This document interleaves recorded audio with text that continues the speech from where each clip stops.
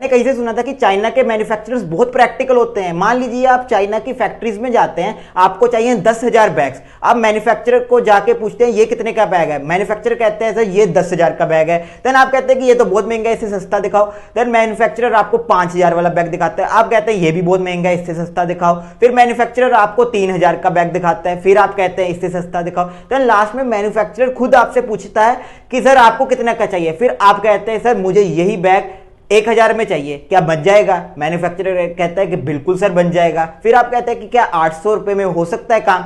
Manufacturer कहेगा बिल्कुल sir हो सकता है। फिर लास्ट में आप कहेंगे 500 रुपए में हो सकता है, मैन्युफैक्चरर कहेगा बेफिक्र हो जाइए, शर्त यह है कि आपको 10,000 क्वांटिटीज लेनी पड़ेगी और पैसे यहीं पर रख जाओ। मतलब कि चाइना के बिजनेस कल्चर ऐसा है कि वो किसी कस्टमर को जाने नहीं देते, क्योंकि उनका ये मानना है हम प्रॉफिट तो किसी भी प्राइस में कमा लेंगे, बट कस्टमर को नहीं जाने देना। और इसी प्रकार अगर आप बिजनेसमैन है, एक एंटरप्रेन्योर है, आपके पास अगर कोई भी कस्टमर आता है, अगर आपके पास प्रोडक्ट सर्विस है जो उसे चाहिए दो तो बहुत बढ़िया है। अगर आपके पास नहीं है तो आप देखिए कि कैसे उस प्रोडक्ट सर्विस को आउटसोर्स करके उसको प्रोवाइड कर सकते हैं। और आपको भी आज से किसी भी कस्टमर को जाने नहीं देना है। अगर आप और बिजनेस के बारे में जानना चाहते हैं, इस चैनल को जरूर सब्सक्राइब कर लीजिए और वीडियो को लाइक करिए। So this is Prabhjeet signing out.